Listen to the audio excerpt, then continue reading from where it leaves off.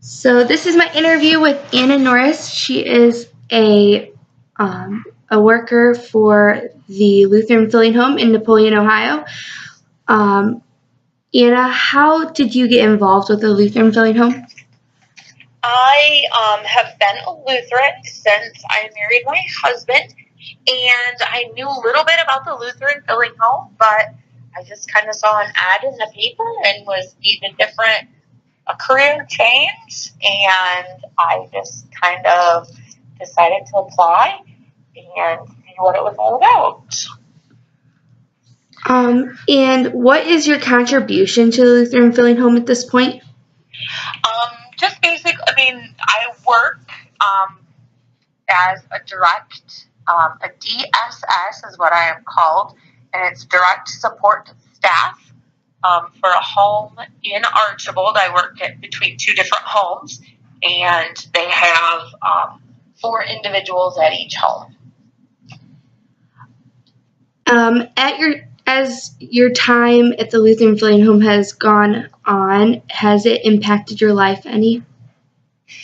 Yes, I would say that it has taught me to be more understanding and empathetic toward others. Just in the fact that we all have differences, but everybody has differences, no matter whether you're labeled disabled or typical. We all have issues. So I think it's taught me to be more understanding to people's differences. And did you have to have any education or preparation as you pursued this position? No, I did not. I did not have any prior, really, helping individuals with disabilities. They are in a home setting, so it's kind of just, I'm a mother of 3, so I'm just kind of taken care of and raised my children. So I didn't really have any specific education.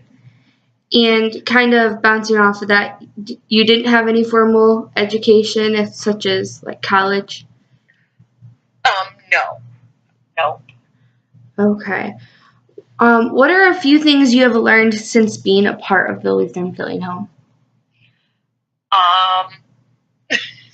Probably just basically, as far as the educational classes, is that what you mean, or just kind of on a life? I would say just on a life. Yeah. Okay. Again, just kind of like, being more understanding toward others, seeing the world through someone that has Down syndrome is kind of, they're very kind and loving. I just think it has been helpful to learn that, to be more patient. Yeah, I'm sure that's a huge thing. Yes. I'm kind of a person that likes to just do it. I don't really, I don't like to ask for assistance. I like to just do it kind of at my own fast pace, but it's kind of taught me to just sit back and let somebody else do it. And it might not be exactly how I would do it, but if we get it done at the end of the day, it really doesn't matter if it's exactly my way, or if laundry is done or supper is made. It might not be exactly the way I would have done it, but at the end of the day, sometimes that doesn't matter. And I think it's taught me to be more patient and kind of just to rely on others and ask for help. Yeah, for sure. So has the Lutheran Filling Home ever interested you in starting your own organization, or do you just plan on staying there? I really plan on just staying there. I really believe I believe in their morals and their mission statement. So I've never really felt the desire to start my own, because, like I said, I love the people I work with and for. I have a couple of really great bosses, so I've never really felt, never really even thought about it. Yeah. For sure. So I know about a few of the branches of the Lutheran Filling Home, but can you kind of elaborate on what the different branches do? Okay. Basically, we started as actually the Filling Home. I don't think I said this in my written statement, but the Lutheran Filling Home was actually a pair of sisters. That they were Lutheran and they never had any children. And they kind of took in some handicapped children, and then it just kind of built from there. And then the base facility, which is in Napoleon, just kind of grew from that. And that is, it's called an ICF, and that is their home, and that is basically where they're at. They live there, eat there, they live there, but they are lower in, they're lower functioning. Mm-hmm. They take a lot of medical needs, some feeding tubes, a lot of wheelchairs. They do get to go out in the pub. We take them out on activities, but they live at the base facility. And then probably 10 to 15 years ago, the Filling Home started to branch out, and we have what we call community homes, which is what I work at. And according to the state, they're only allowed up to 4 individuals. So it's more of a residential setting. They live in apartments or homes that are adapted for their needs. They are, they go to work most days in a community, in a workshop. Some of them work at McDonald's or out in the public, or they work at a sheltered workshop. But then we have the community residential homes. There is also something, we have the Luther Home, which is in southern Ohio, and I don't honestly know a lot about it, but it's a branch of the Filling Home. I think it's it's elderly individuals, but I don't really know a lot about it. Okay. And then we have also started a day hab in Napoleon that's an art studio and a cleaning service. So we have those basic 3 branches. Okay. Yeah, you're really getting out there to more communities. That's awesome. That's really great. Yeah. The focus is from the county and the state, residential and community involvement. Yeah. So can you share some of the biggest challenges you faced during the time you've had with this organization? I think probably some of the biggest challenges is,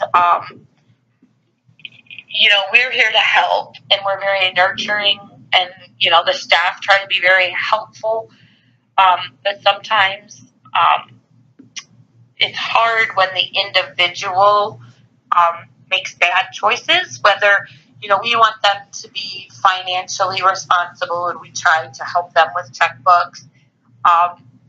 We give them, they have the right to spend their money on whatever they want, but sometimes we have to make decisions, and the same as you, Payton, you're on a limited income, and so am I.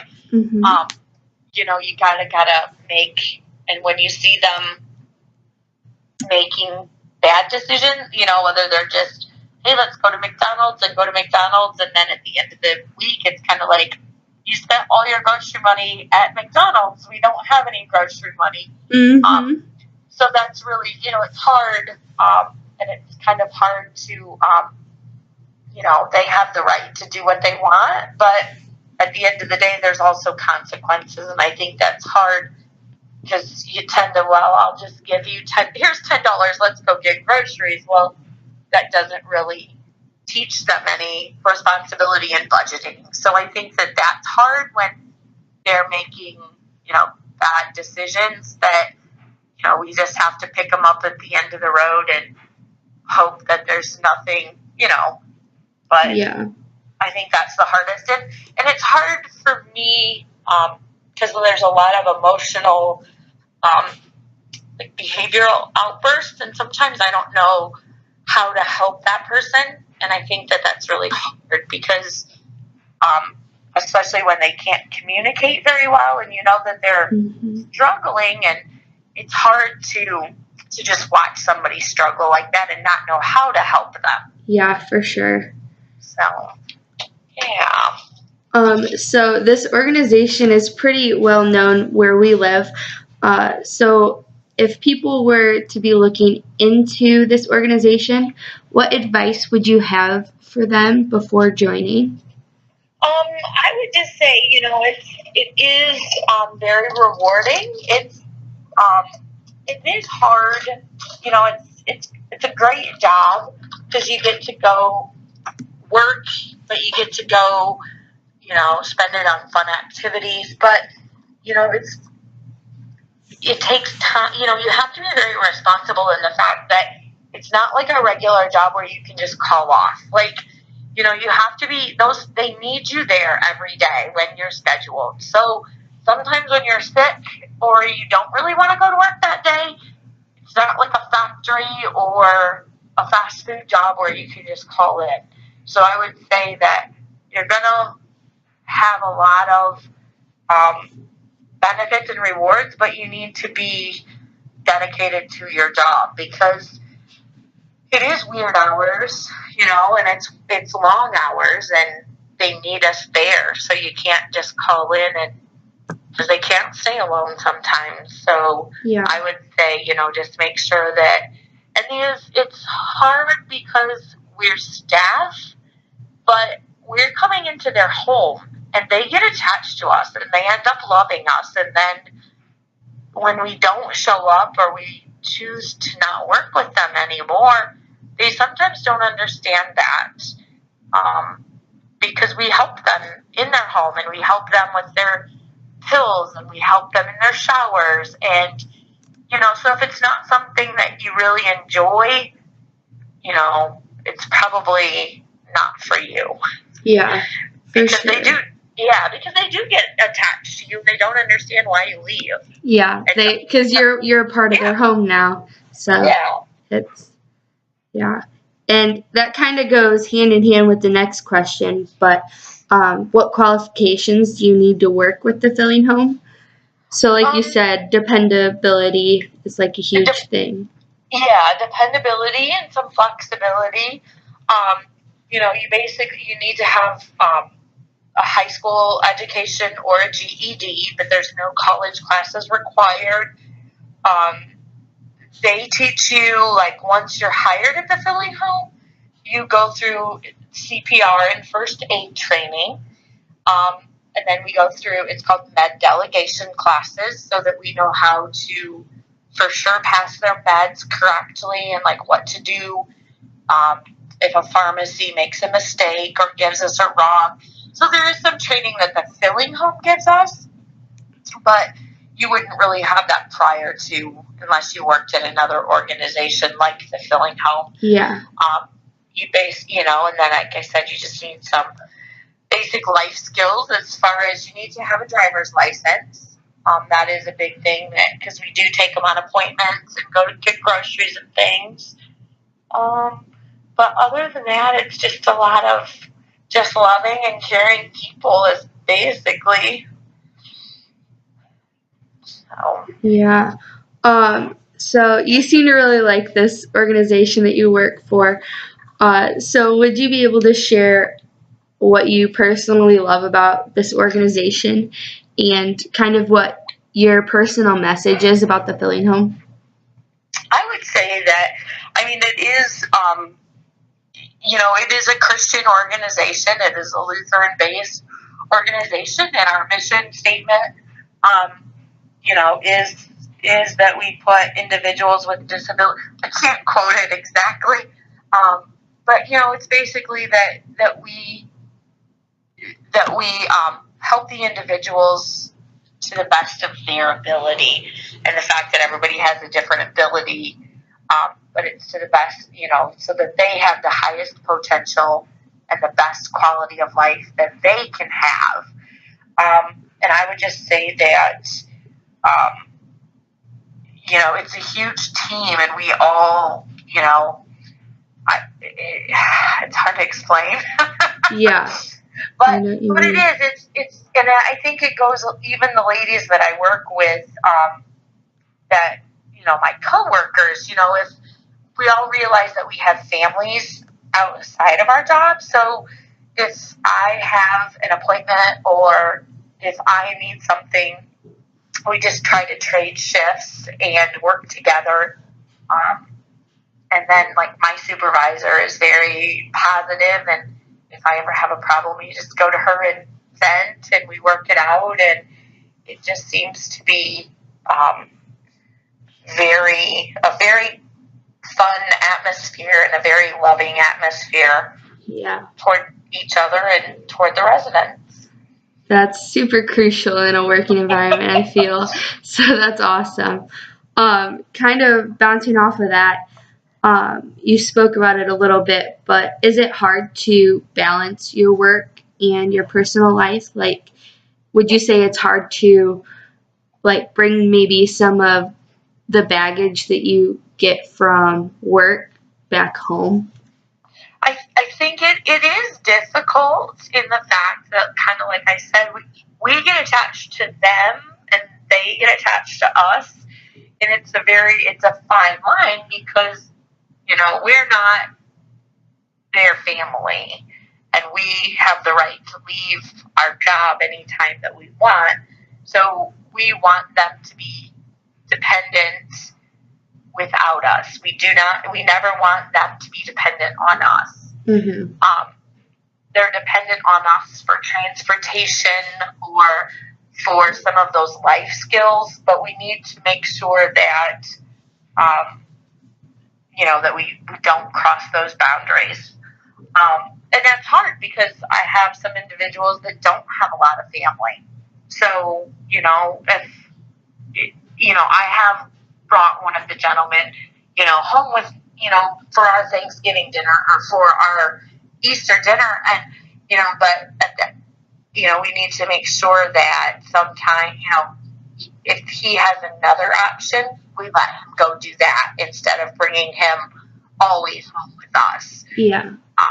So that's kind of, but it is hard to juggle them, and I'm lucky that, I don't think that I could have done this when my children were little, but my youngest is 22 years old, so I don't have, it's just my husband and I, so I don't have little ones to, you know, if they're sick or if they have baseball and things like that.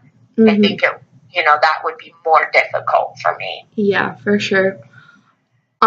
So kind of getting into a little bit of a more personal aspect, who would you say was your role model growing up, and who kind of inspired you to work for the Lutheran Village Home? I would have to say that probably my role model was my grandma. You're making me cry, Payton. Oh, don't cry. I'm all emotional anyhow, but anyhow, my grandma.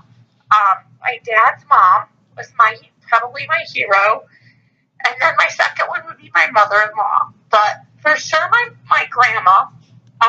And when she was very young, when my dad was young, she had a spinal cord injury. And she lost most of the use in her arms. And to us, she was normal. But I think it was hard to watch other people, like when she would go to a restaurant, we would have to feed her because she didn't have that mobility in her arms. And I think that watching that, whether I knew it then or if that's what led me here, but I think that a lot of people looked at her as handicapped, but she never let that stop her. She raised her two children. She cooked and cleaned her house. She cleaned her own house. She would run the vacuum with her legs, and she cooked, and she just adapted. And I think that was, you know, she was amazing, but, you know, like I said, she never let it stop her. And then probably be my mother-in-law and my mom and my mother-in-law, because they were just both amazing women. So. Oh, that's really awesome. I didn't mean to make you tear up there. You're making me tear up a little bit too. I know. All right. Too sweet.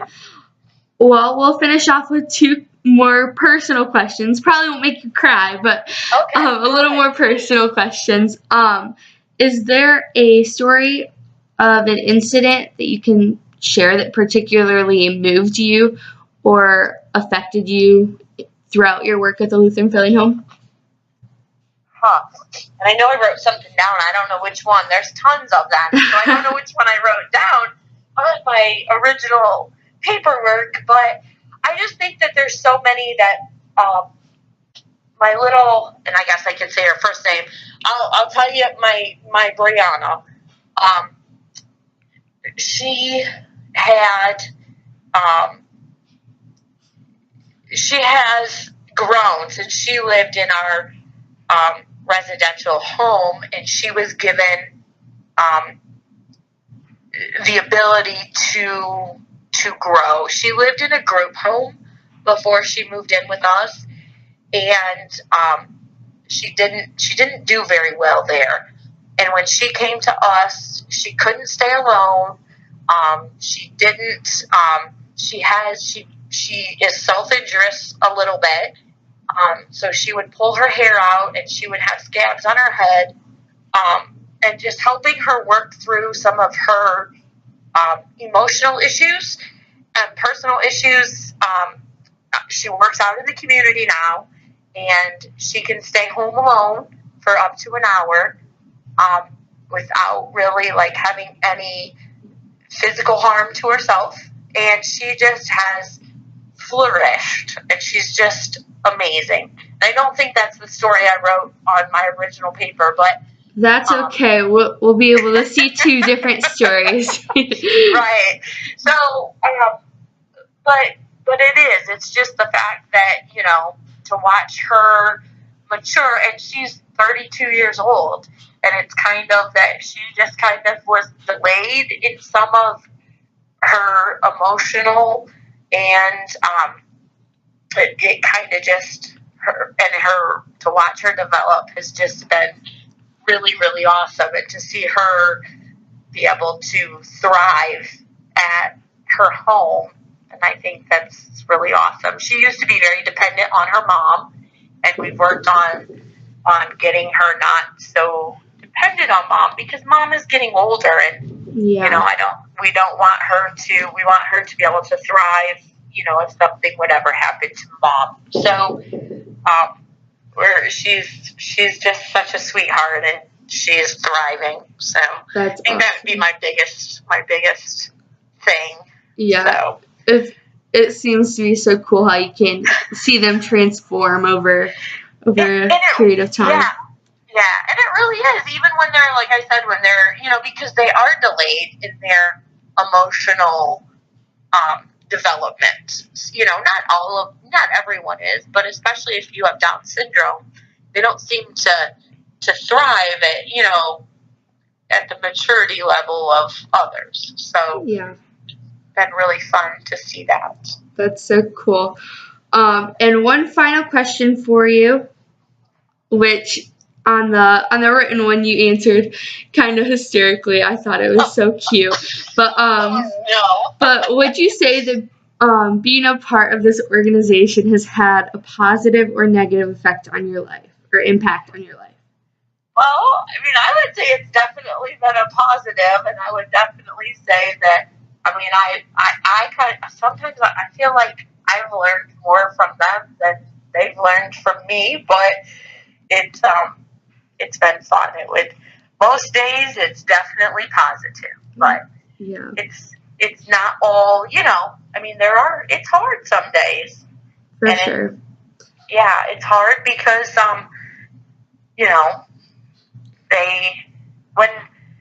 sometimes we are the people that they vent on and get upset with, because we are kind of like their family, and who do you and I, we get upset, we turn to the ones that we love. So sometimes that's hard too, that, you know, they kind of, you're trying to help them, but they don't always want the help that we're trying to give them. Yeah. So we just have to let them do that. So Yeah. Which can be hard sometimes, I'm sure. Absolutely. Yes. But in the end, it's still an awesome job. Yes, I'm sure. Well, that concludes my questions. Okay. And I appreciate you letting me interview you and learning more about the Lutheran Filling Home. Absolutely. No problem at all. All right. Thank you, Anna. All right. You're welcome, Payton.